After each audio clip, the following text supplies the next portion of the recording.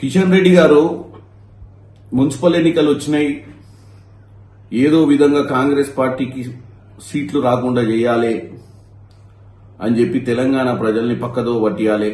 ఎందుకంటే బీఆర్ఎస్ మీకు పార్లమెంట్ ఎన్నికలప్పుడు వాళ్ళ ఆర్గన్స్ డొనేషన్ ఇచ్చి, అంటే వాళ్ళ ఓట్లను మీకు దానం చేసి వాళ్ళు మిమ్మల్ని గెలిపించిన విధానానికి మీరిప్పుడు వాళ్లకు కృతజ్ఞత భావంతో ఏదైనా సహాయం చేయాలన్న ఆలోచనలో మాట్లాడుతున్నట్టే ఉంది.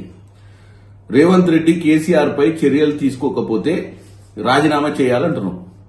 నేను ఒకటే అడుగుతా కిషన్ రెడ్డి గారు, మీరు గత 11-12 సంవత్సరాల నుంచి ఢిల్లీలో అధికారంలో ఉండి కీలక శాఖల మంత్రి పదవిలో ఉండి కూడా తెలంగాణను 10 సంవత్సరాలు మిగులు రాష్ట్రాన్ని దోచుకోపోతుంటే కూడా నిమ్మకు నీరెత్తినట్టున్నావు తప్ప ఆ రోజు నీకున్నటువంటి జేబు సంస్థలు సిబిఐ, ఈడీ, ఇన్కమ్ ట్యాక్స్ రకరకాల సంస్థలతోటి అరికట్టుంటే ఇవాళ పాపం తెలంగాణకి అన్యాయం జరిగేది కాదు, అప్పుల రాష్ట్రం అయ్యేది కాదు. ఇవాళ తెలంగాణ సస్యశ్యామలంగా ఉండేది. నీకింత నిన్ను ప్రజలు నమ్మేటోళ్ళు.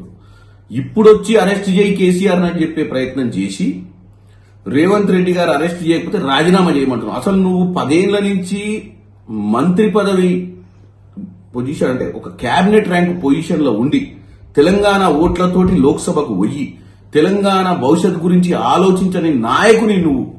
కాబట్టి తెలంగాణ ప్రజలు అర్థం చేసుకోవాలి, వీళ్ళ ఆలోచన ఏం లేదు. ఈ మున్సిపల్ ఎన్నికలల్లా వీళ్ళు ఎట్లాగూ గెలిచే పరిస్థితి లేదు. ఎక్కడో అడపదడప అక్కడక్కడ ఉంది బీజేపీ పార్టీ. లేని దగ్గర బీఆర్ఎస్ ఓట్లు, బీఆర్ఎస్ అన్న గెలిపియాలన్న తాపత్రయం తప్ప కిషన్ రెడ్డికి అంతకంటే మించిన తాపత్రయం లేదు.